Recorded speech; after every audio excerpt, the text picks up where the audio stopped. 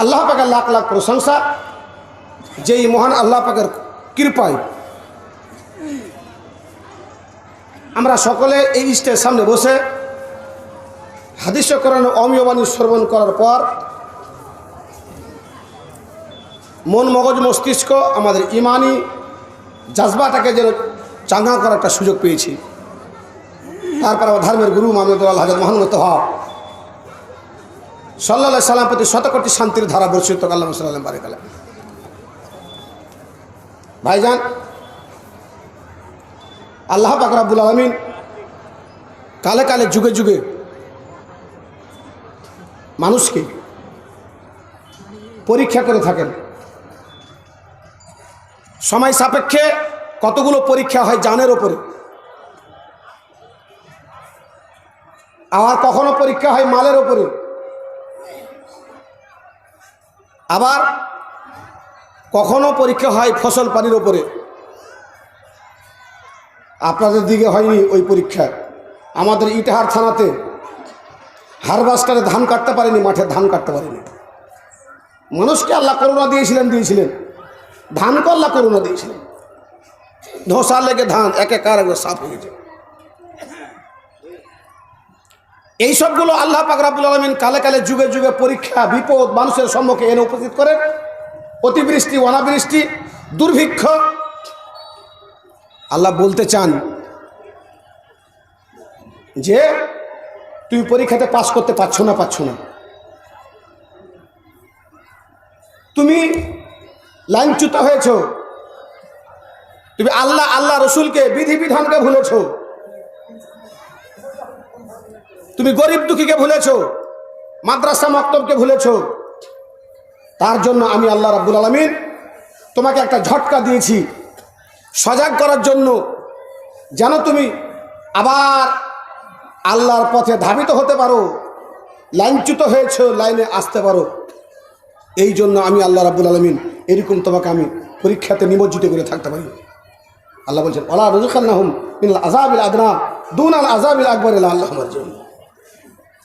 জি, আল্লাহ পাকের নবীর একটা দোয়া ছিল যে সমগ্র জাতিকে আল্লাহ পাক রব্বুল আলামিন কোনো বিপদ দিয়ে, কোনো আযাব দিয়ে, বালা দিয়ে, মুসিবত দিয়ে একাই ধ্বংস করে দিবেন না। এটা আল্লাহ পাকের নবীর দোয়া। নইলে নেপালের জালজালা দেখলেন, লেহের মেঘ ভেঙে পড়লো দেখলেন, আরও চতুর্দিকে বিপদ আপদ আসছে, খবর শুনতে পাচ্ছেন। এইটা আল্লাহ পাক রব্বুল আলামিনের কাছে দোয়াটা কবুল না হতো, তাহলে আল্লাহ পাক রব্বুল আলামিন যত পাপে পুরো পৃথিবীটা ভরে গেছে, আল্লাহ রাব্বুল আলামিন হয়তো পুরো পৃথিবীটাকে ধ্বংস করে দিতেন। জি, একটা হাদিসের উপরে কালাম হয়েছে, অথচ অনেকগুলো হাদিসকে রিসার্চ করে দেখা যাচ্ছে যে ওর মধ্যে থেকে কিছুগুলো কথা 100% সত্য। এজা ফালাত উম্মতি খামসা আশারা খাসলাতান আল্লাহ বিআযামি। এটা তিরমিজি শরীফের হাদিস। যোগ্য যোগ্য আলেম বসে আছেন, একটা ইদিক উদিক কথা বলা যাবে না।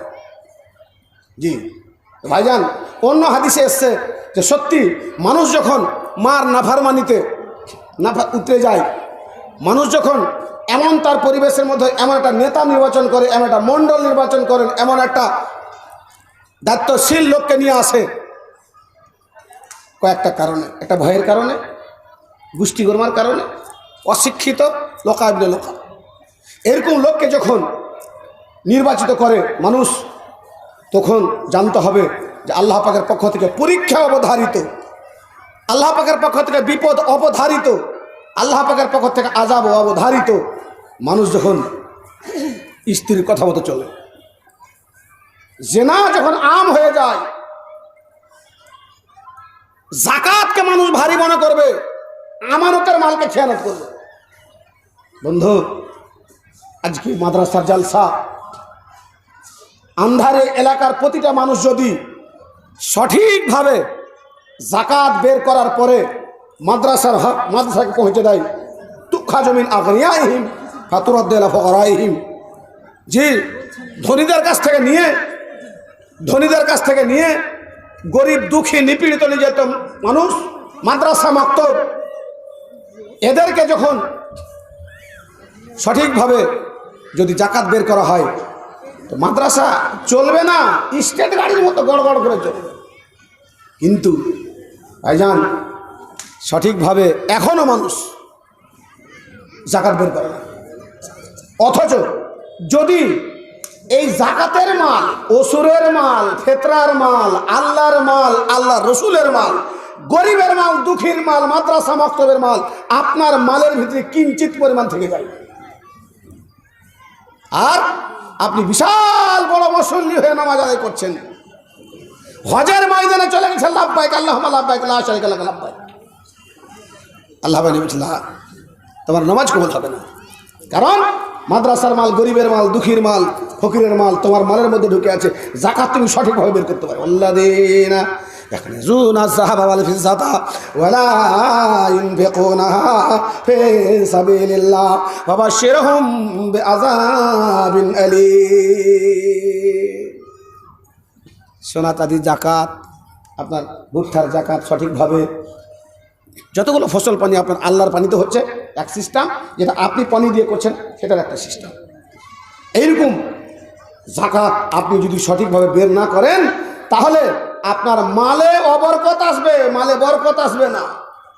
জি, দেখেছেন মানুষ যখন অবৈধ পথে যখন নিমজ্জিত হয়ে যায়, হারাম পথে নিমজ্জিত হয়ে যায়, তখন আল্লাহ পাক রব্বুল আলামিন তার ব্যস্ততাকে বাড়িয়ে দেন, ব্যস্ততাকে সময় পাই না।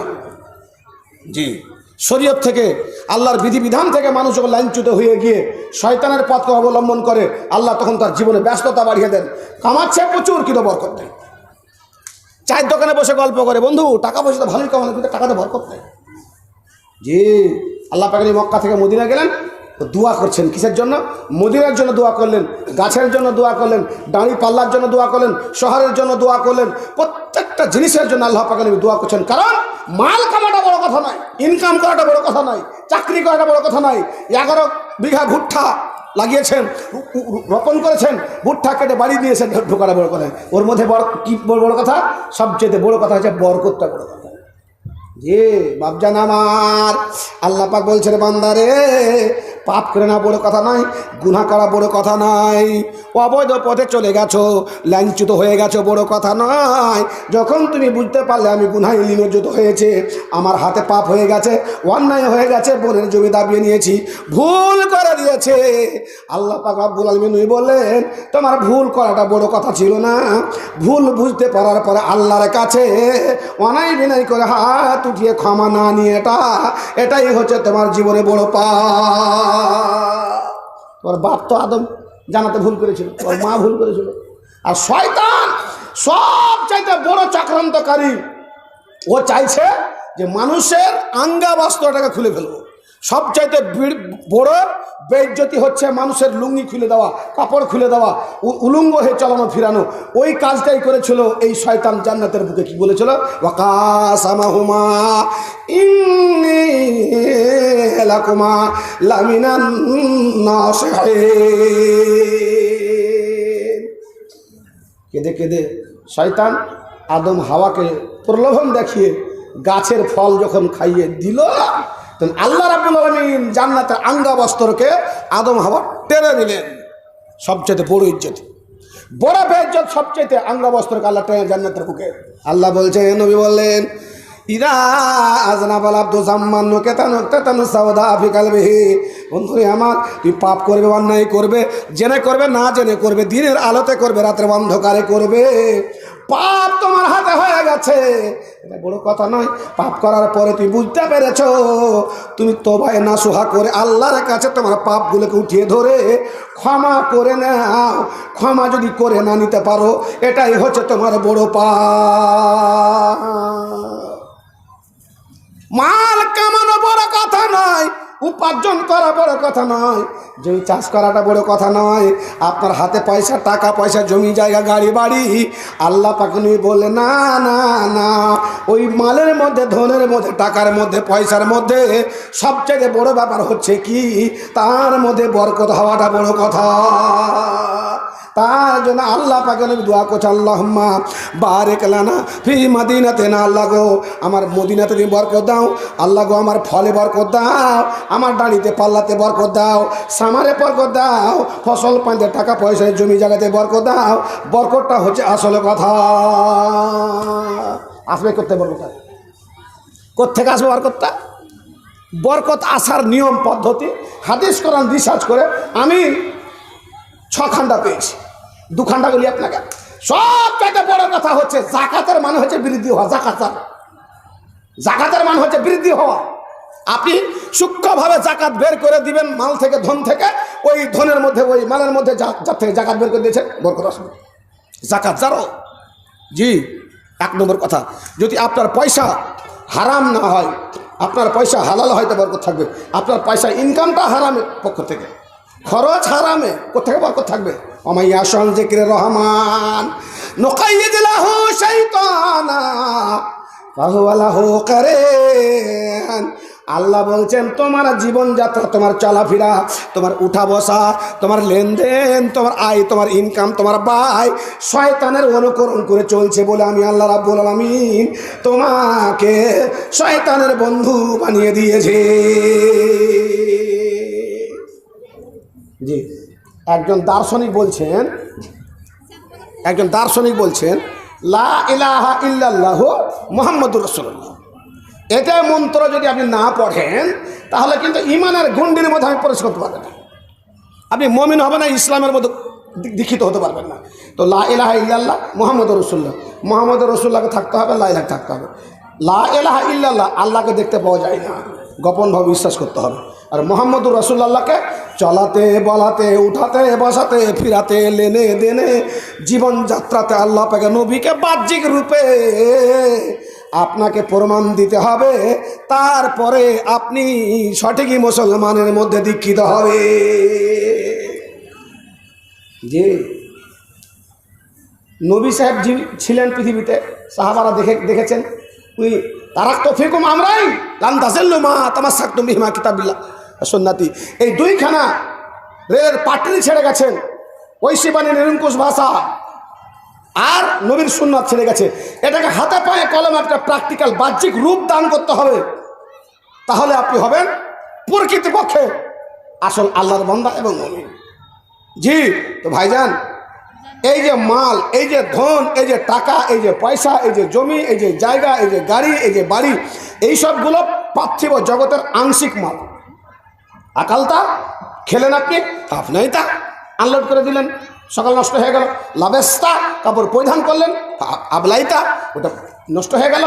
কাজে আসছে, আংশিক কাজে আসছে।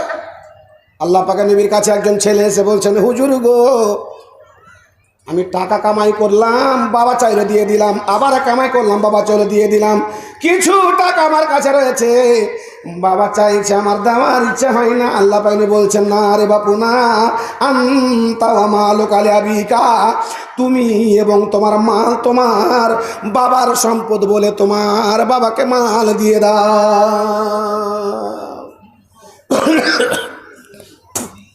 জি, আসল মাল কোনটা? তাহলে জমি ছেড়ে চলে গেলেন, জায়গা ছেড়ে চলে গেলেন। একটা লোকের 4টা বন্ধু ছিল, এত প্রিয় বন্ধু, অন্তরঙ্গ বন্ধু, সব সময়কার জন্য পাশে ঘুরতো, কাজে লাগতো, চলাতে সাথে, বলাতে সাথে, বড় বিপদের সাথে, কাজের মধ্যে সাথে, সব সময়কার জন্য 4খানা বন্ধু কাজে লাগতো। লোকটার 1-2 করতে করে 70-80 বছর বয়স হয়ে গেছে, মৃত্যু শয্যায় শুয়ে গেছেন, মরতে বসেছেন। মালাম আলাগারা, আল্লাহ বলছেন, বান্দা মৃত্যু শয্যায় শুয়ে যাওয়ার আগে মালকে কাজে লাগিয়ে নাও, মৃত্যু পথে পতিত হওয়ার আগে তুমি তোমার ধনকে কাজে লাগিয়ে নাও, তোমার গারগারা উঠার আগে তুমি তোমার মালকে, তুমি মাদ্রাসা, স্কুল, কলেজ, তোমার গরিব দুঃখী যেখানে খরচ করার আমি বিধান বলেছি সেখানে তুমি সঠিকভাবে খরচ করে নাও।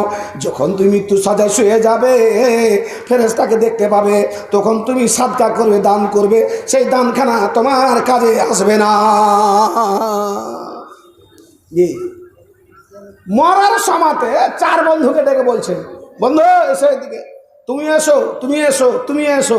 4 জনকে ডেকে খাটের পাশে বসিয়ে দিয়েছে। বলছেন, বন্ধুরে আমার, এমন একটি জায়গায় চলে যাচ্ছি, আবহমানকালের জন্য, অনন্তকালের জন্য, জীবনে আর কোনোদিন ফিরে আসবো না। ওই জায়গাখানার নাম হচ্ছে কবর। সেই কবরে সদা সর্বদা সবাইকে ডাকতে রয়েছে, আনা বাইতুর দূর, জালামা, আমি অন্ধকারের ঘর, আমি কিড়ামাকড়ের ঘর, সাপ বিচ্ছুর ঘর, একাকের ঘর, নিরিবিলের ঘর, নির্জনের ঘর, সব সময় ডাকতে রয়েছে, সেই ঘরে আমি সাড়া দিয়েছি। এখন আমি চলে যাব, তোমরা চারজন আমার বন্ধু, অন্তরঙ্গ বন্ধু, তোমরা কে যাবে আমার সঙ্গে, তোমরা আমাকে বলে দাও। একজন বন্ধু বলছে, আমি তোমার সঙ্গে যেতে পারবো না, আমার ব্যস্ততা রয়েছে, আমি কাজে ব্যস্ত রয়েছি, আমার সময় নাই, আমি পৃথিবীতে থাকবো, তোমার সঙ্গে কবরে যেতে পারবো না। ওটাকে কবরে যেতে পারবে না, ওটার অর্ধাঙ্গিনী, ওর স্ত্রী সাগর সিটানো মানিক, 70-80 বছর যার সঙ্গে সংসার করেছে, বিছানায় এক বিছানায় ঘুমিয়েছে, যে স্ত্রী অন্তরঙ্গ বন্ধু ডাকছে কবরে যেতে হবে তোমাকে আমার সাথে, আমি একা কি করে ঘুমাবো ওখানে, নির্বিল জায়গাতে, নির্জন জায়গাতে। আল্লাহ পাক নবী বলে গেলেন, আল মাইয়াতু কালাগারে, মানুষ যখন মরে যাবে কবরের মধ্যে হাবুডুবু খাবে, ডানের দিকে চেয়ে থাকবে, নেকির দিকে চেয়ে থাকবে, দুয়ার দিকে চেয়ে থাকবে, 97খানা গেট তার বন্ধ হয়ে যাবে, মাত্র 3খানা গেট খোলা থাকবে, 3খানা গেট। নম্বর 1, সাদকায়ে জারিয়া, আন্ধারিয়া মাদ্রাসায় ঘর দিয়েছেন, একটা রুম দিয়েছেন, সিমেন্ট মাটি দান করেছেন, দান করেছেন গরিবের হাতে, দান করেছেন ফকিরের হাতে, কাউকে কাপড় পরিধান করিয়ে দিয়েছেন, আঙ্গা বস্ত্র দিয়েছেন, এটা সাদকায়ে জারিয়া, গাছ লাগিয়ে দিয়েছেন, টিউবওয়েলের ব্যবস্থা, পানি জলের ব্যবস্থা করেছেন। আল্লাহ পাক নবী বলছেন, বন্ধুরে তুই মরে গেছো বটে, কিন্তু তোমার কবরে একখানা গেট আল্লাহ রাব্বুল আমিন খুলে রেখেছে, নাকি তোমার কবরে পৌঁছিতেই থাকবে। জি, এটা একটা। দ্বিতীয় নম্বর, তোমার ছেলে তোমার জন্য দান করবে, তোমার মেয়ে তোমার জন্য দান করবে। জমি ছেড়ে গেছো ছেলের জন্য, জমি ছেড়ে গেছো মেয়ের জন্য, গাড়ি ছেড়ে গেছো, বাড়ি ছেড়ে গেছো, এইসব জিনিসগুলো তোমার ছেলে মেয়ে পেয়েছে, তোমাকে হারিয়েছে। তুমি বাবা ছেলে মেয়েকে সত্যি বানিয়ে, সব বানিয়ে গেছো, নামাজি বানিয়ে গেছো, শিষ্টাচার ভদ্র নম্র বানিয়ে গেছো।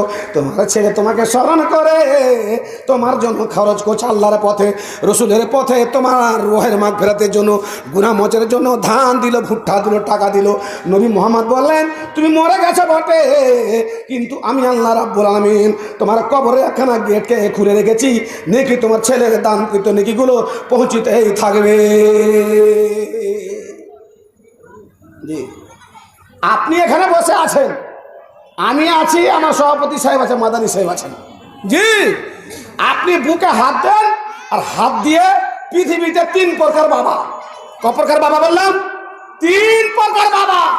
আপনি কোন প্রকার বাবাতে পড়ছেন আপনি নিজে নিজে বুকে হাত দিয়ে ভাবেন, আর বাড়িতে গিয়ে লালমনের মার সাথে আলোচনা করেন যে লালমনের মা, বাবা 3 প্রকার, আমি এমন 1 প্রকার বাবা পড়লাম যে হতভাগা বাবা, আমি সব চাইতে ক্ষতিগ্রস্ত বাবা, কিয়ামতের কোটে সব চাইতে ফকির বাবা, গরিব বাবা, দুঃখী বাবা। বাবা কয় রকম? 3 প্রকার।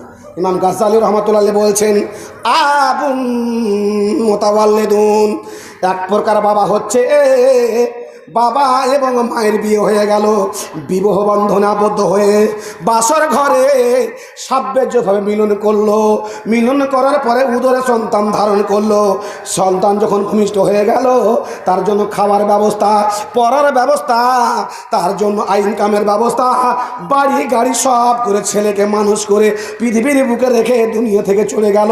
এর নাম হচ্ছে আবুন মুতাওয়াল্লিদুন, জন্মদাতা বাবা, জন্মদাতা বাবা। বাবা মা ছেলে জন্ম দিলে ও মা হয় না, বাবা ছেলেকে খাবার দিলে বাবা হয় না। বাবার দায়িত্ব 8খানা, মার দায়িত্ব 8খানা।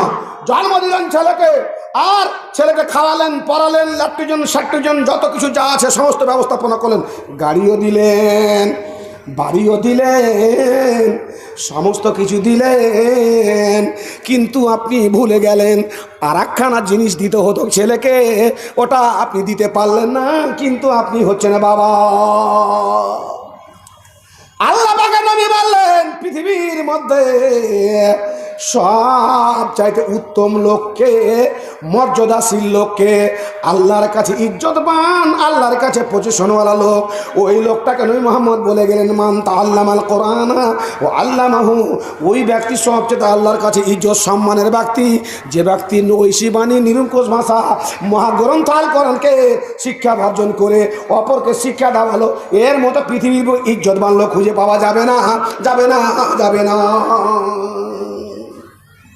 যে আপনি কালকে মনে করছেন যে খুব ইজ্জত সম্মান, যে ন্যাশনাল পার্সে 3 বিঘা জমি কিনেছে, লোকটা জ্ঞানী, খুব চালাক, ধন্য, সাকসেসফুল জীবন, জি না, সব চাইতে 1 নম্বর লোক পৃথিবীর বুকে মান তাআল্লামাল কোরআন, যে কোরআনের শিক্ষা অর্জন করলো।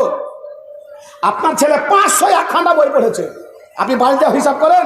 আমি আপনাকে বলে দিলাম, আপনার ছেলেকে ডিএড করাচ্ছেন, আর 4 বছর বিএড পড়েছে, 10 বছর মাধ্যমিক পর্যন্ত পড়েছে। আপনার ছেলের বইখানি হিসাব করেন, টোটাল মিলিয়ে রেফারেন্সের বই মিলিয়ে 501 খানা বই হবে। 501 খানা বই আপনার ছেলে আপনার মেয়ে পড়েছে, পড়ে কলেজ থেকে বেরিয়ে এসে এসএসসিতে বসছে, চাকরির জন্য ছুটাছুটি করছে। 501 খানা বই পড়তে পেরেছে, 1 খানা বই পড়তে পারেনি। 1 খানা বই বাদ দিয়ে দেন, মাত্র আম্মা পাড়া কয়েকটা পাতার একটা পাড়া আছে, সেটা হচ্ছে সিপাড়া। প্রথম পাতা আলহামদুলিল্লাহর পরে শেষের দিকে একটা পাড়া আছে, কোরআনের শেষের দিকে একটা পাড়া আছে, সেই পাড়াখানটা আপনার ছেলেকে পড়াতে পারেননি, আপনার মেয়েকে পড়াতে পারেননি, আপনার নাতি নাতকুইকে পড়াতে পারেননি। জি বাপজান আমার, আল্লাহ পাক রব্বুল আলামিনের নবী বলে গেলেন সব চাইতে পৃথিবীর বুকে উত্তম লোক যে শিক্ষা অর্জন করেছে এবং মানুষকে শিক্ষা দিয়েছে। শিক্ষা অর্জন মাদ্রাসাতে হয়, শিক্ষা অর্জন মসজিদে হয়, শিক্ষা অর্জন শিশু মাদ্রাসাতে হয়। আল্লাহ পাকের নবী বললেন এই রকম শিক্ষা তুমি দিতে পারো নাই, যদি দিয়ে থাকতে পারতে তুমি ইজ্জতের দিক দিয়ে, সম্মানের দিক দিয়ে, পজিশনের দিক দিয়ে তুমি 1 নম্বর লোক হতে পারতে, তুমি হতে পারো না। আর 2 নম্বর লোক সম্মানের দিক দিয়ে, ইজ্জতের দিক দিয়ে আল্লাহ পাক রব্বুল আমিন কিয়ামতের করে জাহান্নামের কাগারে দাঁড়িয়ে থাকবে কিছু লোক। ফেরেশতা তাকে জিজ্ঞাসা করে বন্ধুরে তোমাকে তো ভদ্র মনে করেছিলাম, পৃথিবীর বুকে ইজ্জত ছিল তোমার, সম্মান ছিল তোমার, পজিশন ছিল তোমার, বাড়ি ছিল, গাড়ি ছিল, মাল ছিল, ধন ছিল, সম্পত্তি ছিল, সবই ছিল, টাকা পয়সা জমি জায়গা সব আল্লাহ তোমাকে দিয়েছিল, কিন্তু আজকে তুমি কেন জাহান্নামের কাগারে দাঁড়িয়ে রয়েছো? কেন তুমি জাহান্নামে নিক্ষেপ হতে চলেছো? জি ফেরেশতা জিজ্ঞাসা করবেন, তখন কি বলবেন? লামনা কমিরা মুসাল্লেন, আমরা পৃথিবীর বুকে সবই পেয়েছিলাম, কিন্তু আমরা নামাজ আদায় করতে পারি না। লামনা করো আমল মিসকিন। 2 নম্বর আমাদের প্লাস পয়েন্ট যেটা ছিল, যে দুর্বলতারা মানে ছিল, যে কাজটা করা দরকার ছিল আমরা করতে পারি না, সেটা হচ্ছে গরিবের হাতে, দুঃখীর হাতে, নিপীড়িত নির্যাতিত মানুষের হাতে আমরা দান করতে পারি নাই, ফকিরকে খাবার দিতে পারি নাই, ফকিরের ইজ্জত সম্মান করতে পারি নাই। অথচ আল্লাহ পাক রব্বুল আলামিন নিজের নবী, নিজের হাবিব, রহমতের কান্ডারি, দয়ার ভান্ডারীকে বলছেন মিয়াদুকা, ও পৃথিবী তোমাকে পাঠিয়ে রহমতের কান্ডারি বানিয়ে, তোমাকে দয়ার কান্ডারি বানিয়ে, দয়ার ভান্ডারি বানিয়ে পাঠিয়েছি। ইয়াতিম, গরিব, দুঃখী, ফকির মিসকিনকে তুমি ধুৎকার দিয়ে, বাড়ি থেকে ঘাড় ধাক্কা দিয়ে বের করে দিও না। আল্লাহ নবীকে অর্ডার হচ্ছে, আল্লাহ ইয়াজিদিকা ইয়াতিমান ফাআবা ওয়া যাদাকা দাল্লান ফাহাদা ওয়া যাদাকা আইলান ফাআগনা ফাআম্মাল ইয়াতিমা ফালা তাকহার ওয়া আম্মাস সাইলা ফালা তাকহার ও আম্মা বিনিআমাতি রাব্বিকা বাদ। বন্ধুরে আল্লাহ পাকের ওয়াদা যেমন তেমন লোকের কাছে নয়। ইন্নাকা লাআলা খুলুকিন আযীম। আমার সাল্লাকা ইল্লা রাহমাতাল লিল আলামিন। রহমতের কান্ডারিকে অর্ডার হচ্ছে কি বলে? ফকিরকে ঘাড় ধাক্কা দিয়ে বের করে দিও না। মাদ্রাসার কালেকশনে গেলে তাদেরকে অন্যায় অকথ্য ভাষা বলিও না, কারণ মাদ্রাসাটা হচ্ছে দিনের প্রচারে 1 নম্বর হচ্ছে মিডিয়া। যে জামাত আহলে হাদিস দিনের সেবা করে, ইসলামী জামাত করে, তাবলিগি জামাত করে, আপনি পার্সোনাল করছেন, কিন্তু এইগুলো মাদ্রাসাতে প্রাথমিক শিক্ষা অর্জন করে ছেলেরা বেরিয়ে গিয়ে আবার বিভিন্ন জায়গাতে ছড়িয়ে যাচ্ছে, দিনের প্রচার প্রসার করছে। পৃথিবীর মধ্যে সবচেয়ে দিনের প্রচার যদি কেউ করে থাকে সেটা হচ্ছে মাদ্রাসা। আপনি গবেষণা করবেন, আমি বলে গেলাম আপনাকে। আল্লাহ পাক রব্বুল আলামিন কিয়ামতের কোটে বান্দাদেরকে দাঁত ধার করে রাখবেন, কয়েকটা প্রশ্ন করবেন, তার মধ্যে একটা প্রশ্ন করবে, এ বান্দা তোমাকে মাল দিয়েছিলাম, মালটা কিভাবে উপার্জন করেছিলে? হালাল তারিকাতে, হারাম তারিকাতে? পদ্ধতিটা কি ছিল? তোমার ইনকামের পদ্ধতিটা কি ছিল? হারাম ছিল না হালাল ছিল? সুদের ছিল, সুদ বন্ধন ছিল? মানুষকে মেরে করেছিলাম? বোনের জমি অংশ যে দেবে নিয়ে করেছিলে? ফুপুরকে ভাগ দাওনি জমি? চাস্তো ভাইকে ঠকিয়ে দিয়েছিলে? ইয়াতিম ছেলেকে ঠকিয়ে দিয়েছিলে? দিয়ে মানুষ উপার্জন করেছিলে নাকি? আর অভিমান থাকতা হো, মালকে কিভাবে তুমি খরচ করেছিলে, কিভাবে বিধান করেছিলে? দিনের মাদ্রাসা, ধর্মের মাদ্রাসা, জাতির মেরুকরণকে তুমি দিয়েছিলে না দাও নাই?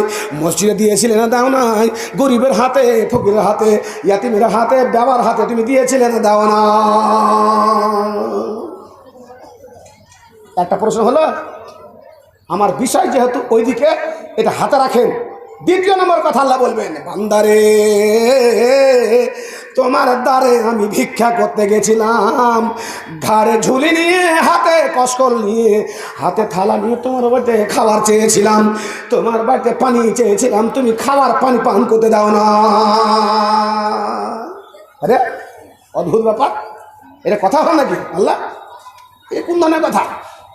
তুমি রহমান, তুমি রাহিম, তুমি আরশে মোয়াল্লাতে বসেছিলে, আমার বাড়িতে এসেছিলে আল্লাহ তুমি? হায় হায় হায় হায়, আমি যদি তোমাকে পেতাম আমার ধারে, আমার গেটে, আমার বাড়িতে, আমার মেহমান খানাতে, খোদার কসম খেয়ে বলছি রব্বুল আলামিন, তোমাকে মটন বিরিয়ানি খাওয়াতাম, ভালো মন্দ খাওয়াতাম, তৈলক্ত জিনিস তোমাকে খাওয়াতাম, পুষ্কি জুস্কি নয়, তোমাকে মিরিন্দা পান করাতাম। কিন্তু না গো না না, আল্লাহ তুমি সত্যিকারই বলো, আমার দ্বারে তুমি আসো না। আল্লাহ বলবেন, বান্দারে সাদাক্তা, তুমি সত্য বলেছ, আমি তোমার দ্বারে যাই নাই, কিন্তু আমি রূপ ধারণ করেছিলাম ফকিরের, গরিবের, ইয়াতিমের, দিয়ে আমার রূপে রূপান্তরিত করে দিয়ে আমি ফকিরকে তোমার দ্বারে পাঠিয়ে দিলাম, গরিবকে তোমার দ্বারে পাঠিয়েছিলাম, ইয়াতিমকে তোমার দ্বারে পাঠিয়েছিলাম, আন্ধারিয়া মাদ্রাসার শিক্ষককে তোমার দ্বারে পাঠিয়ে দিলাম কালেকশন করার জন্য।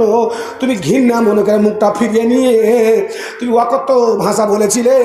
তুমি যদি কালেকশনের হাতে টাকাটা দিয়ে দিতে, গরিবের হাতে টাকা দিয়ে দিতে, ওই নিপীড়িত নির্যাতিত মানুষের হাতে টাকাটা তুমি দিয়ে দিতে, তাহলে তুমি, আমি আল্লাহ রাব্বুল আলামিনের হাতে টাকাটা তুমি দিতে। কারণ আমি বলেছি আকাশ তো হা আলা ইয়ামিনে, আমি যখন মানুষ দান করে, ওই দানখানেকে আমি আল্লাহ রাব্বুল আলামিন নিজের ডান হাতে গ্রহণ করে থাকি। আল্লাহ তুমি জানো গো, হ্যাঁ? আবুন মোতালাল্লাদ, এক প্রকার বাবা ছেলে জন্মগ্রহণ করালো, খাবার দিল, পড়া দিল, সব দিল বটে, কিন্তু চরিত্রবান নামাজি বানাতে পারলো না। বতকের ডিম মুরগির পেটের নিচে রাখে, হ্যাঁ মা বোনেরা? বতক কি বতকের ছা উঠাতে পারে? পারে? পারে না। কে উঠায়? মুরগিতে উঠায় বতকের ছা। ডিমকে গরম করে সেকে বাচ্চা উঠালো, আর বাচ্চাটি উঠিয়ে শুধু খালি নিয়ে ঘোরাফেরা ক্যাকাক নাকাক করছে, আর দেখছে তো পানির ওখানে বতক। আর বতক কি যে বললো, ইংরেজিতে না, আরবিতে না, কিসে? আর যাহা বতক ওইভাবে বলা, বতকের সমস্ত বাচ্চাটি পুকুরে নেমে গেল। মুরগি ওপর দিকে দাঁড়িয়ে দাঁড়িয়ে, হ্যাঁ, তাকাচ্ছে, হ্যাঁ, নেমেছে, নামতে পারেনি। জি, গবেষণা করেন, কেন উদাহরণটা দিলাম? বাপজান আমার, আবুন মোতাবাল্লিদুন, এক প্রকার বাবা আন্ধারি মাদ্রাসাকে ঘৃণা মনে করে, আমি ধনী মানুষ, আমার ইজ্জত আছে, আমার সম্মান আছে, কেন ছেলে মেয়েকে পাঠিয়ে আমি প্রাথমিক শিক্ষা, করণের শিক্ষা, আমপাড়ার শিক্ষা, বগদাদি কায়দার শিক্ষা, বাথরুম করার শিক্ষা, পায়খানাতে যাওয়ার দোয়া, ঘুম যাওয়ার দোয়া আমি কেন শিখাবো? আমার ছেলে মিশনে পড়বে, বড় বড় ইঞ্জিনিয়ার হবে। বন্ধুরে, বাবা হলো বটে, জন্ম দিল বটে, খোরাক দিল, খাবার দিল, সব দিল, চরিত্রবান বানাতে পারলো না, নামাজি বানাতে পারলো না, শিষ্টাচার বানাতে পারলো না, ধর্মভীরু বানাতে পারলো না, প্রাথমিক শিক্ষাগালা দিয়ে তাকে ইমানদার ছেলে বানাতে পারলো না। এটা হচ্ছে এক প্রকার বাবা। যে দ্বিতীয় নম্বর বাবা, আবুন মুতাদ্দিবুন, এমন এক প্রকার বাবা ছেলে জন্মগ্রহণ হলো বাবার বাড়িতে, কানে আজান হয়ে গেল, একামাত হয়ে গেল, নামকরণ হয়ে গেল 7 দিনের মাথাতে। আর যখন আদো আদো কথা বলতে আরম্ভ করলো, আল্লিমুহু বিকালিমাতি লা ইলাহা ইল্লাল্লাহ মুহাম্মাদুর রাসূলুল্লাহ। আল্লাহ রাব্বুল আলামিনের কলেমা, তৌহিদের বাণী, নবীর সালাতের বাণী ওর কানের মধ্যে দিয়ে বলল, বেটা রে, মার পেটে তুই ছিলি, মার শরীয়তের সঙ্গে যুক্ত ছিলি, এখন তুই পৃথিবীতে চলে এসেছিস, তোর শরীয়ত আলাদা, মায়ের শরীয়ত আলাদা বলে তোর কানের মধ্যে ঈমান পৌঁছে দিলাম। সব জিনিসের ছুটি হয়, ঈমানের কোনোদিন ছুটি হয় না। এছাড়া না পড়ছেন না, ফজর মধ্যে ছুটি, হজ জীবনে একবার, জীবনে কলমায় একবার, ভিতরে পড়বেন নেকি পাবেন। প্রত্যেক বিধিবিধানের পরে ছুটি আছে, ঈমানের ছুটি নাই। আপনি এছাড়া নামাজ পড়েছেন ঈমানের সঙ্গে, এখন ঈমানকে খুলে বাড়িতে রেখে দিবেন? জি না, ঈমান সবসময় থাকবে, ঈমানের জীবনে কোনো ছুটি হয় না।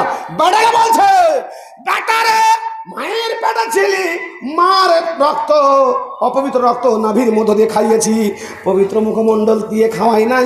পৃথিবীতে আবির্ভাব করার পরে তোমার শরীয়ত আলাদা, তোমার মায়ের শরীয়ত আলাদা বলে ঈমান তোমার কানের মধ্যে পৌঁছে দিলাম। 7 বছর বয়সে ছেলেকে নামাজের আদেশ, 10 বছর বয়সে ফাজর ফজর বানা গায়রা মোবাররে আদবের মার মেরে ছেলেকে শিষ্টাচার নামাজি বানিয়ে দিল বাবা। গাড়ি বাড়ি জায়গা জমি সমস্ত দিল, ভালো বউ নিয়ে আসলো, নামাজি বউ, মেয়েকে নামাজি ছেলের হাতে উঠিয়ে দিল। আল্লাহ পাকের নবী দয়া নবী বলছেন, কুল্লু মওলুদুন ইউলাদ আল ফিতরা ফাবাহু ইউহাবিদানিহি ওয়া ইউনাসসিরানিহি ওয়া ইউমাজ্জিসানিহি। প্রত্যেকটা বাবার বাড়িতে সন্তান জন্মগ্রহণ করে ইসলামের নীতির উপরে। বাবা তাকে নাগা বানায়, বাবা তাকে গারো বানায়, বাবা নামাজি বানায়, বাবা চরিত্রবান বানায়, বাবা শিষ্টাচার বানায়, বাবা ভদ্র বানায়, বাবা বানায় তাকে বেনামাজে। ওয়াইলাম তো দেব ইয়াদ দেব জামা। কবি বলছেন, তোমার দায়িত্ব ছিল, প্রশাসন বিভাগটা তোমার হাতে ছিল, তুই প্রশাসন বিভাগ পেয়ে তোমার ছেলেকে তুই নম্র ভদ্র বানাতে পারলে না, তুমি আদব শিখাতে পারলে না। তোমার ছেলে মোটরসাইকেল নিয়ে যাবে, পার্কিং জানে না, হেডলাইট আছে, ব্যাকলাইট আছে, তারপরে স্টার লাইট লাগিয়েছে, গাড়ি যেখানে সেখানে পার্কিং করছে, যাকে ধাক্কা মারছে সজোরে একটা থাপ্পড় মারবে জামানার লোক, ইয়ে বলবে, এই বাবার নাম কি? ওই লাল মাহমুদ। ও তুই লালুর ছেলে? হ্যাঁ। খাস করে একটা শিক্ষা দিবে, থাপ্পড়, যে শিক্ষাটা দিবে কে? জমানার লোক। এই শিক্ষাটা আপনাকে দিতে হতো, বেটা বাম দিক দিয়ে গাড়ি চালাবি, গাড়িটা তোর বাপে, রোড তোর বাবার নয়, দেখে পার্কিং শিখ বেটা, লাইসেন্স পকেটে নে, 16 গাড়ি চালাবি বা, এই 16 ভাবে গাড়ি চালাবে বাবা। ভালো ভদ্র মানুষ দেখতে গেলে সালাম দিবা, গাড়িতে যখন দাঁড় করবা বাপু তো সাইডে দাঁড় করিও। এইসবগুলো কাজ হচ্ছে আপনার, কারণ ইয়া কুমাল জুলুস ফিতরকাত। নবী বললেন, ওই আমার সাহাবায়ে কেরামগণ, রাস্তা থেকে বেঁচে থাকো, রাস্তাতে বসবে না। হুজুর লাবুদ্দা মিনাত তরকাত, রাস্তাতে বসা থেকে আমাদের কোনো চারা নাই। তো নবী বললেন, যখন রাস্তাতে বসতেই হবে তো সালামটা দিয়ে দিও, পথিককে সালামের উত্তর দিয়ে দিও।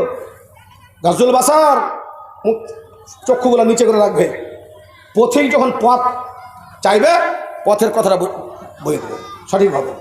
যে এই 3টা রাস্তার হক, ছেলে রাস্তার মিডিলে গাড়ি দাঁড় করছে, আপনার বুটবুটি রাস্তায় দাঁড় করা আছে, আপনার গোবরের মেন রাস্তাতে গরু বাঁধা আছে রাস্তার পাশে, 9 রাখা আছে রাস্তার পাশে, জি, আর আপনি মুসলমান দাবি করছেন। জি, এতাকালে ওই সাজারামিন হোনা হোনা মন্তাকার হাদিস, জামিয়া দারুস সালাম উরাবাদে 2 খণ্ড মন্তাকা পড়া হয়। এই হাদিসটা অন্য জায়গাতে অন্য হাদিসে এসছে, কিন্তু আমি যেটা পড়েছি মন্তাকাতে, এতাকাল্লাহ সাজারামিন হোনা হোনা আল্লাহ নবী জিলান মেরাজে, ওখানে গিয়ে দেখছেন একটা লোক কাঁটা সরাচ্ছে জান্নাতে, এখান থেকে ওখানে, ওখান থেকে ওখানে, অথচ লোকটা পৃথিবীতে। নবী আসলেন ওখান থেকে এসে, হ্যাঁ বাবু মিনাই আমানি, এমন কোন তুমি কাজ করেছিলে যার ফলে তোমাকে আল্লাহ জান্নাতে পৌঁছে দিয়েছে, ওয়ান্তা ফিত দুনিয়া, অথচ তুই পৃথিবীতে বিরাজমান। হুজুর গো, আপনি বলেছিলেন ইমাতাতুল আযায়ানিত তারে, শাখা পর শাখা ইমানের 70 থেকে 72 খানা, সব চাইতে বড় শাখা হচ্ছে লা ইলাহা ইল্লাল্লাহ মুহাম্মাদুর রাসূলুল্লাহ। নামাজ রোজা হজ যাকাত মার মুখে আহার দাওয়া এই করে করে সবচেয়ে নিম্নমানের ইমানের শাখা হচ্ছে রাস্তা থেকে আবর্জনাকে, নোংরাকে, কষ্টদায়ক জিনিসকে সরিয়ে ফেলে দেওয়া নাম সবচেয়ে নিম্নমানের ইমান। হুজুর মনোবৃত্তি টেন্ডেন্সি পরিষ্কার করে, নিয়াত পরিষ্কার করে নাকি অর্জন করবো মনে করে করে রাস্তার নোংরাকে আমি সরিয়ে ফেলেছিলাম, আল্লাহ সন্তুষ্ট হয়েছে বলে আমি আল্লাহ রাব্বুল আলামিনকে আমাকে আল্লাহ রাব্বুল আলামিন জান্নাতের মধ্যে দিয়েছেন, অথচ আমার বডিখানা পৃথিবীর বুকে বিরাজমান। রাস্তার নোংরা সরিয়ে জান্নাত যাওয়া যায়? রাস্তার নোংরা ফেলে জাহান্নাম যেতে হবে? যে বাপজান বাদিয়া সোসাইটির রাস্তা দেখেন তো, আর ফের কি ওরে সুবহানাল্লাহ, বাম্পার ওর গ্রামের রাস্তা হচ্ছে তা রুখে দাঁড়িয়ে গেছে। কোথায়? বাড়ির সামনে। আমার বাড়িতে হাই স্কুল চলছে, আমার 23টা ছেলে 11টা বেটি, এখানে বাম্পার দাও। ওর বাড়ির সামনে বাম্পার দিতে হবে। ফরেন কান্ট্রিতে কোনো বাম্পার পাবেন না। America, France, Thailand, Uzbekistan, Rajasthan কোথাও বাম্পার পাবেন না। আমেরিকাতে বাম্পারে শুধু যে টাকাটা খরচ হয়, বাম্পার বাঁচে টাকাটা, সেটা হচ্ছে 8,951 কোটি টাকা বাঁচে খালি। কারণ বাম্পার ব্রেক করতে হবে, প্রত্যেকটা গাড়িকে ব্রেক করতে হবে, আর ব্রেক করলে তেল পুড়বে। বন্ধু, আপনার রাস্তার একটা ইট, একটু মাটি, একটা কোনো রাস্তার যদি আপনার বাড়িতে চলে যায়, খুলনার নিচে চলে যায়, আপনি পুস্তাতে উঠিয়ে দিলেন মাটিগুলোকে, আর কিছু লোক ফেরা আছে ওর গেট থেকে ওইখানে ঢালাই করতে হবে। নেতা নাও, লাঠি আছে, আর রাস্তা দুয়ার থেকে ঢালাই করতে হবে, দিতে হবে। বন্ধু, আপনি কত বড় চোর জানেন? পৃথিবীতে সবচাইতে বড় চোর হচ্ছে হ্যারিস, যার নাম। বিমান চুরি করেছে 9খানা, স্পিড বোট চুরি করেছে 35খানা, পুলিশে ধরতে পারেনি, জেলে নিয়ে যেতে পারেনি জীবনে করলেন। গণেশবুক দ্বীপুতে বুক দ্বীপুতার নামটা করা আছে, লেখা আছে। এর মতো চোর পৃথিবীতে আর হয়নি, হয়তো হবে কেউ না জানা নাই। কিন্তু তারপরে রাস্তার মাটি, রাস্তার কোনো ইট খোলা যদি আপনার বাড়িতে থাকে, তো হ্যারিস চোর থেকে আপনি সবচেয়ে বড় চোর। কারণ আপনি যে সিন কাঠি মেরেছেন, গ্রামের বাড়িতে সিন কাঠি মারেননি, মমতা দিদির বাড়িতে আপনি সিন কাঠি মারেননি, মেম্বার জেলা পরিষদের ঘরে আপনি সিন কাঠি মারেননি। আপনি আমাদের ভারতবর্ষে 128 কোটি লোক আছে, 32 কোটি লোক আছে, প্রত্যেকটা বাড়িতে আপনি সিন কাঠি মেরেছেন। কারণ এটা ট্যাক্সের টাকা, এটা জনসাধারণের টাকা, যেটা রাস্তাতে ব্যবহার হয়। এর নাম মুসলমান। রাস্তার নোংরা সারিয়ে, রাস্তার কাঁটা সারিয়ে যদি জান্নাত যাওয়া যায়, তো রাস্তাতে কাঁটা ফেলে, নোংরা ফেলে, আবর্জনা ফেলে আপনার বাড়ির জলটা রাস্তা থেকে বাপ সব কূপ করতে পারেননি। বাপ এত টাকা খরচ করলেন, বাড়ি করলেন, তো একটা কূপ বাড়ছে, 8টা পাড় যদি বসান আপনি আর সব কূপ করে নেন, ওখানে পানি আপনি 300 বছর পানি ফেলেন, শোষণ হয়ে যাবে, পানি আর কোথাও যাবে না। এই 8টা পাড় দিয়ে আপনি শর্ট কূপ করতে পারলেন না? আপনার টিউবওয়েলের জলগুলো, আপনার বাড়ির নোংরা জলগুলো সব রাস্তা দিয়ে যাচ্ছে। আস্তাগফিরুল্লাহ বললেন, আপনি মুসলমান দাবি করছেন আপনি নিজকে? একখানা মুসলমানকে যদি পাক্কা নামাজি বলতে হয়, যদি ওকে নামাজি বলতে চান, 7খানা তার মধ্যে গুণে গুণান্বিত থাকতে হবে। তার মধ্যে একখানা হলো কি, পড়োশির সঙ্গে ভালো ব্যবহার আছে কিনা। দ্বিতীয় নম্বর, তার বাড়ি পরিষ্কার, তার গাড়ি পরিষ্কার, তার আগনা পরিষ্কার, ওসরা পরিষ্কার, গলি পরিষ্কার, রাস্তাখানা তারা দেখে নেন। রাস্তা যদি পরিষ্কার না থাকে, লোকটা নামাজি বটে, পাক্কা নামাজি নয়। আবুন মোতাদ্দেবুন, ছেলেকে জন্মগ্রহণ করার পরে শিষ্টাচার বানিয়েছে, ভদ্র বানিয়েছে, ইসলামী শিক্ষায় শিক্ষিত করে নামাজি বানিয়েছে, ওই ছেলেকে দুনিয়া থেকে ছেড়ে চলে গেছে। এটা হলো দ্বিতীয় নম্বর বাবা। তৃতীয় নম্বর বাবা আবুন মোতাজাব্বেজুন, এমন একটা বাবা, আপনি বিয়ে করলেন লাল মাহমুদের মেয়েকে, বাড়িতে চলে আসলো আপনার স্ত্রী, আপনার ওয়াইফ, আর আপনি চলে গেলেন শ্বশুর বাড়িতে। এই যে মত বিনিময় হয়ে গেল, খুরুজুন ওয়া দুখুল, আপনার বাড়ির ওর বাড়ি থেকে বের হলো, আপনার বাড়িতে ঢুকে গেল, আপনারা জমি বোন বের করে নিয়ে চলে গেছে, আর পরের বাড়ির জমি আপনার বাড়িতে চলে আসলো। এটাই পার্থক্য বন্ধুরে। ইমাম গাজ্জালী বলছেন আবুন মোতাজাব্বেজুন। আর এক প্রকার বাবা হচ্ছে কি, অদল বদল করতে গিয়ে বাবা স্ত্রীকে নিয়ে আসে পরের বাড়ি থেকে, ওর বাবাকে আপনি বলছেন শ্বশুর বাবা, আর আপনার স্ত্রী আপনার বাড়িতে এসে আপনার বাড়িকে বলছেন শ্বশুর আব্বা জান। ওর বাবাকে বাবা, ওর মাকে মা, আপনার বাবাকে, আপনার মাকে আপনার স্ত্রী মা এবং বাবা বলছে, এর নাম হচ্ছে বাবা। বাবা 3 প্রকার। সবচেয়ে উত্তম বাবাকে, সবচেয়ে উত্তম বাবা হচ্ছে যেই বাবার ঘরে সন্তান জন্মগ্রহণ করলো, মাদ্রাসাতে আন্ধারিয়া লেখাপড়া করে, মক্তবে দিয়ে প্রাথমিক শিক্ষা অর্জন করিয়ে তাকে নামাজি বানিয়ে, শিষ্টাচার নম্র ভদ্র বানিয়ে পৃথিবীর বুকে ছেড়ে গেল। এটাই হচ্ছে অরিজিনাল বাবা এবং সাকসেসফুল ধন্য বাবা। আপনি কোন নম্বরে? বাড়িতে বৌমাটা নিয়ে এসে নামাজ পড়ে, জামাই নামাজ পড়ে, হ্যাঁ আপনার ছেলে নামাজ পড়ে, ট্রাক্টর নিয়ে চলে যাচ্ছে 4টার সময়তে, সব কথা শুনছে আপনার, কিন্তু যখন আপনি নমাজের কথা বলছেন তোর শুনছে না। বলতে হবে, বকা দিতে হবে, হালকা মার দিতে হবে, 10 বছর আগে মার দিতে হবে। আপনাকে আপনার কাজ করতে হবে। মান রামিন কুমন কারণ ফালু গাইয়ে বিয়াদিহি মাল্লাম ইস্তাতা ফাবিল সানিহি আমাল্লাম ইস্তাতা ফাবে কালবিহি তাআলা কাদাহুল ঈমান।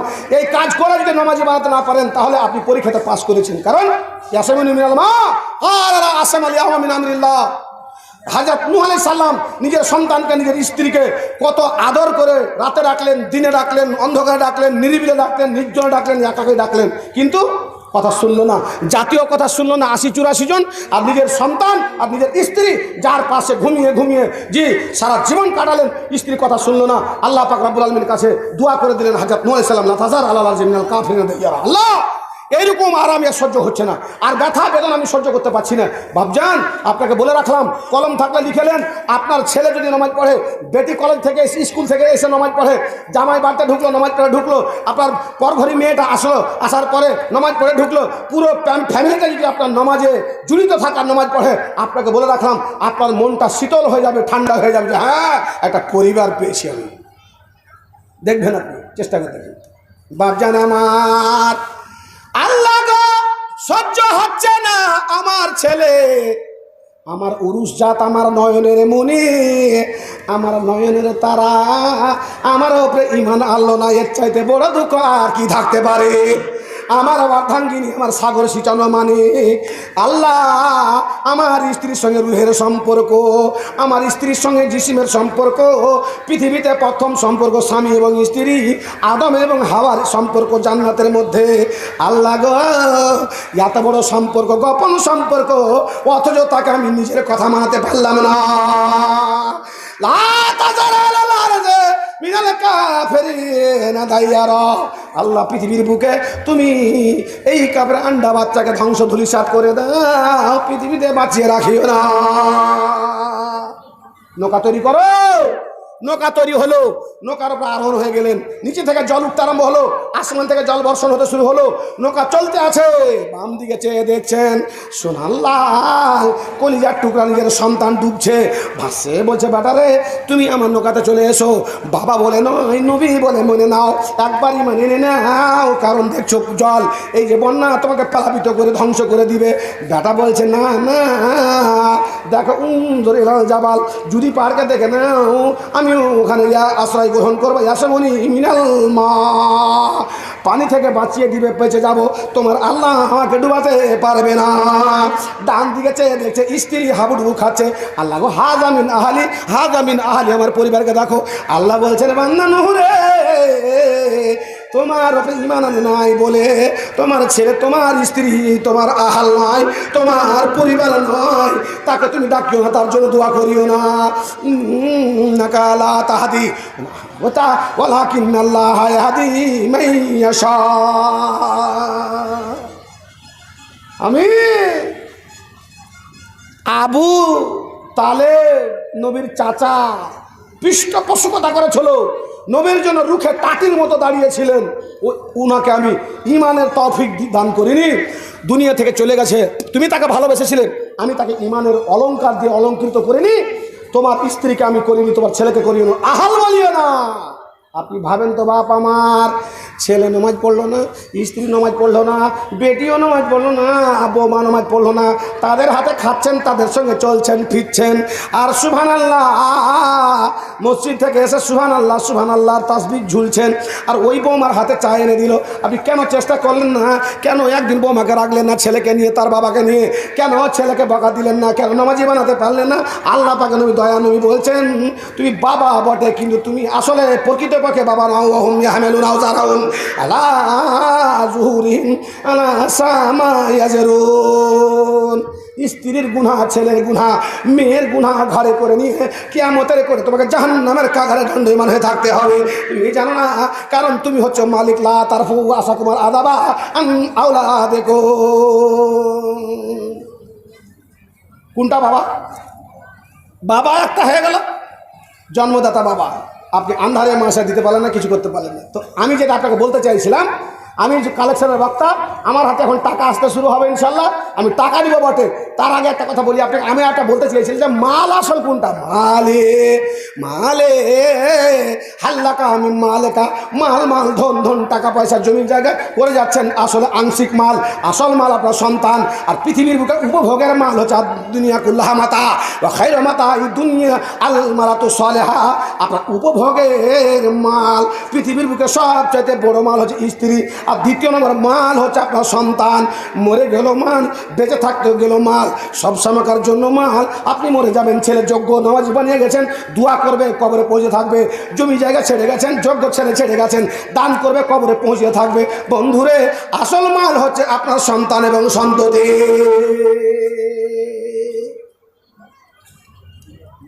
জি, পরীক্ষা কালে কালে যুগে যুগে পরীক্ষা এরকম করেছে আল্লাহ পাক রব্বুল আলামিন। আল্লাহ তিনটা লোকের পরীক্ষা নেন। একটা লোক রাস্তাঘাটে চলছে, ঘিনতে মানুষ তাকে পাশে বসতে দিচ্ছে না, চার দোকানে বসতে পারছে না, নিমন্ত্রণ পাচ্ছে না, দাওয়াত পাচ্ছে না, কোনো প্রোগ্রামে ডাক পাচ্ছে না। খুব দুঃখ, মনের মধ্যে ব্যথা বেদনা। কেন?